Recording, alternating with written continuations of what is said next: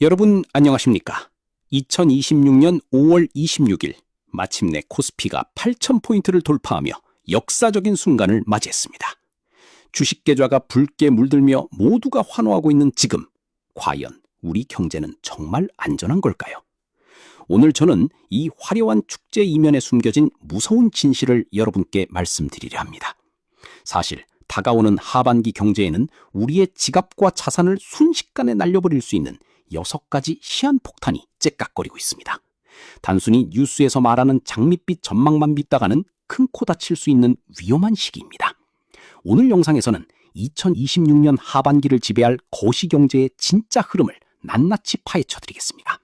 주식이나 경제를 잘 모르는 분들도 한 번에 이해하실 수 있도록 아주 쉽게 하지만 뼈 때리는 데이터로 설명해 드릴 테니 끝까지 집중해 주시기 바랍니다. 여러분의 소중한 돈을 지키고 오히려 위기를 기회로 바꿀 확실한 자산 배분 전략을 지금부터 공개합니다.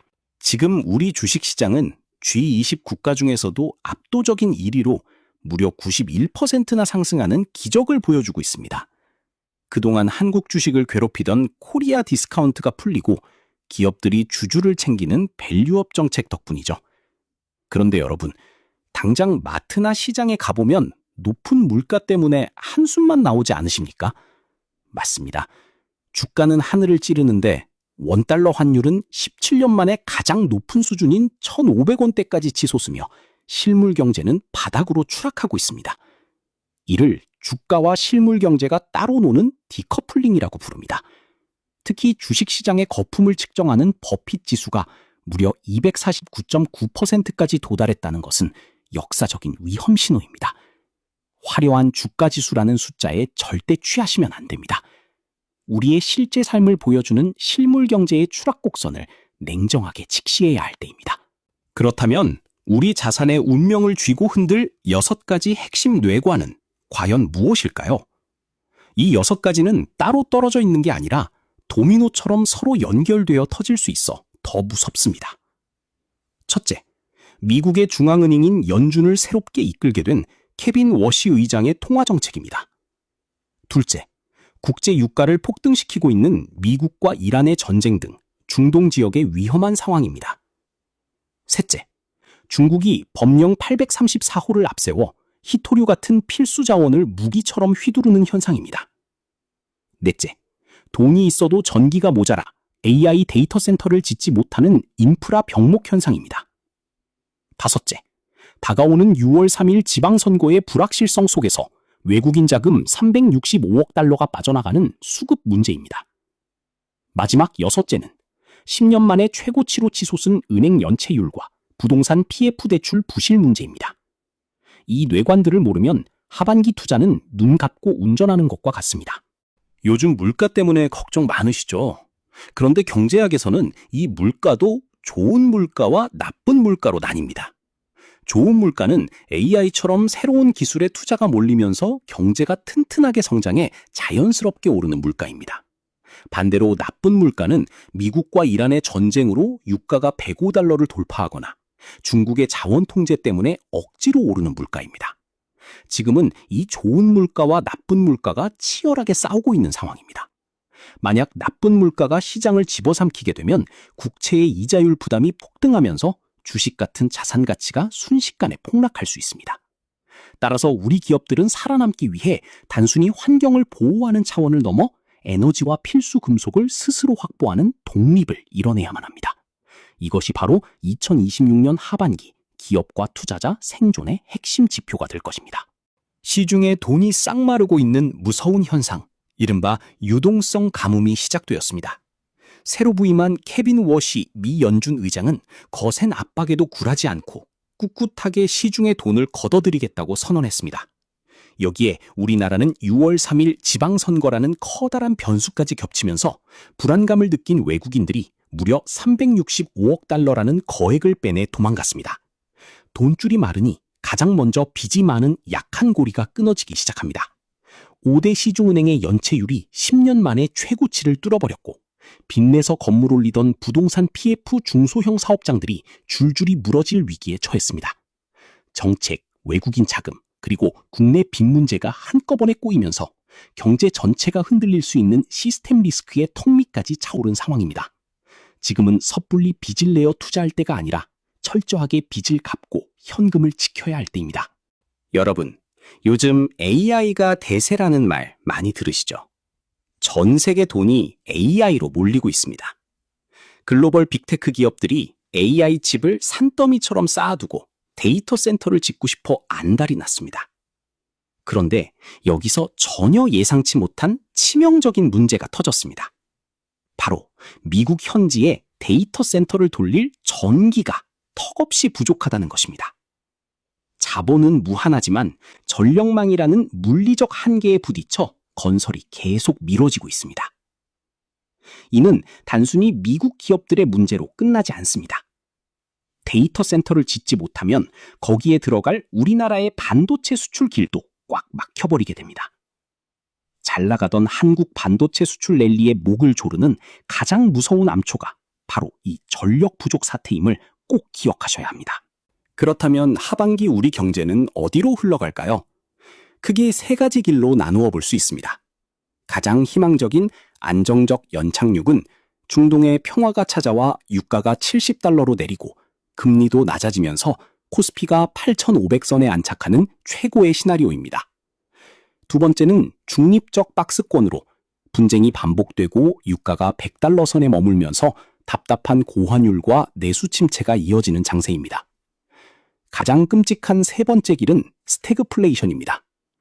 호르무즈 해협이 꽉 막혀 유가가 $120를 돌파하고 금리가 다시 오르면 전 세계 투자가 멈추고 코스피는 6,000선 아래로 곤두박질 치게 됩니다. 우리는 항상 최선의 결과를 바라되 투자를 할 때는 최악의 상황에서도 살아남을 수 있도록 현명하게 대비책을 세워두어야 합니다.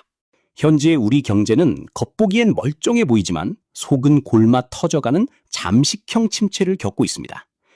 AI와 방위산업 같은 일부 잘 나가는 분야가 마치 나라 경제 전체가 크는 것처럼 착시 현상을 일으키고 있죠. 하지만 현실은 오랜 고금리와 고물가에 지친 평범한 시민들의 체력이 이미 바닥나 버렸습니다. 그럼에도 불구하고 주식시장이 튼튼하게 버티고 있는 이유는 실물 경제가 좋아서가 아니라 기업들의 뼈를 깎는 체질 개선 덕분입니다. 과거에는 기업들이 툭하면 유상증자로 주주들의 주머니를 털어갔지만 이제는 기업 스스로 번 돈으로 자사주를 사서 없애버리는 주주 친화적인 정책을 펴고 있습니다. 이것이 바로 속이 텅 빈 실물 경제의 침체를 막아주는 든든하고 유일한 방패막이 역할을 하고 있는 것입니다. 과거에는 일반 소비자들이 지갑을 열어 물건을 많이 사야만 경제가 팽팽하게 돌아갔지만 이제 그 공식은 완전히 깨졌습니다. 무려 67조 달러라는 천문학적인 돈을 쏟아붓는 글로벌 빅테크 기업들이 새로운 경제의 초거대 소비자로 등장했습니다. 이들이 주도하는 거대한 자본 지출, 즉 인프라 투자가 가라앉는 세계 경제의 숨통을 틔우고 있습니다.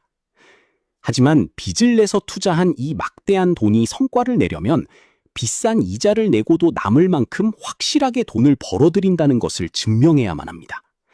만약 이 투자가 실속 없는 빈 껍데기로 밝혀진다면 시장 전체가 걷잡을 수 없이 무너질 것입니다.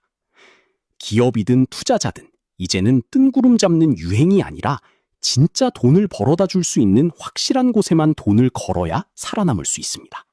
우리나라 주식을 이끄는 삼성전자와 SK하이닉스가 엄청난 돈을 쓸어담고 있는 진짜 이유를 아십니까?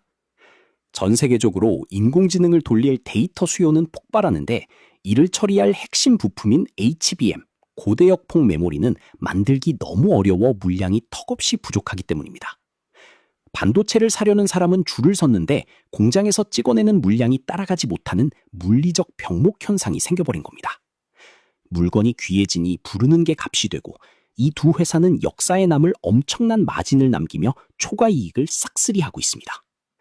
단순히 반도체가 많이 팔려서가 아니라 남들이 쉽게 따라 만들 수 없는 압도적인 희소성이 이번 호황의 가장 핵심적인 비밀입니다. 앞으로도 이 좁은 길목을 장악하는 기업이 하반기 시장의 진짜 승자가 될 것입니다. 하지만 반도체 기업들이 잘 나간다고 마냥 마음을 푹 놓을 수만은 없습니다. 코스피 전체 시가총액과 이익의 절반 가까이를 삼성전자와 SK하이닉스 단 두 회사가 차지하고 있는 너무나 기형적인 쏠림 현상 때문입니다. 이 두 거인을 뺀 나머지 기업들의 주가 수준은 사실상 매우 비싼 고평가 영역에 머물고 있습니다. 당연히 하반기에 돈을 벌려면 이 강력한 반도체 주도주 버스에 타야 합니다. 하지만 이 말은 곧 만약 이 두 회사가 삐끗하는 순간 코스피 지수 전체가 도미노처럼 와르르 무너져 내릴 수 있다는 무서운 뜻이기도 합니다. 한쪽으로 극단적으로 치우친 이 불안정한 위험성을 항상 가슴 깊이 새기고 언제든 위험을 피할 수 있는 안전장치를 반드시 마련해 두셔야 합니다. 지금까지 인공지능이 컴퓨터 화면 속에서만 글을 쓰고 그림을 그렸다면 이제는 로봇이나 자동차를 타고 물리적인 현실 세계로 뚜벅뚜벅 걸어 나오고 있습니다. 이를 피지컬 AI라고 부르는데 문제는 이 과정에서 상상을 초월하는 엄청난 전기가 끊임없이 필요하다는 것입니다. 밥줄인 전기가 없으면 천재적인 AI도 고철덩어리에 불과합니다. 결국 낡은 전봇대를 바꾸고 거대한 변압기를 새로 깔아주는 전력망 설비 기업들이 엄청난 혜택을 입게 되었습니다. 이 전력망 확충 사업은 잠깐 반짝하고 끝날 테마가 아니라 앞으로 10년 이상 전 세계 산업을 먹여 살릴 거대하고 튼튼한 슈퍼사이클에 진입한 것입니다. 화려한 AI 기술력 자체에만 환호할 것이 아니라 그 AI가 움직일 수 있도록 숨을 불어넣어주는 전력 설비 기업들을 꼭 눈여겨보시기 바랍니다. 자, 그렇다면 우리는 어떻게 현명하게 투자해야 피 같은 자산을 지키고 불릴 수 있을까요? 정답은 철저하게 공격수와 수비수를 나누어 팀을 짜는 바벨 전략입니다. 먼저 수비를 맡을 핵심 자산으로는 치솟는 물가와 불안한 중동의 전쟁 위기를 막아줄 수 있는 에너지와 원자재에 투자하여 계좌에 든든한 맥집을 키워야 합니다. 그리고 공격을 맡을 성장 엔진으로는 돈을 쓸어 담는 반도체와 10년 호황이 예약된 전력망 산업, 그리고 하락장에서도 굳건히 버텨줄 주주 친화 기업에 집중적으로 투자해야 합니다. 코스피 8000이라는 남들의 축제 분위기에 휩쓸려 무작정 뛰어들면 안 됩니다. 그 뒤에 숨은 무서운 경제적 리스크를 영리하게 피하고 가장 확실하게 돈이 몰리는 구조적인 변화에 편승하는 냉철한 전략만이 여러분을 진정한 부자로 만들어줄 것입니다.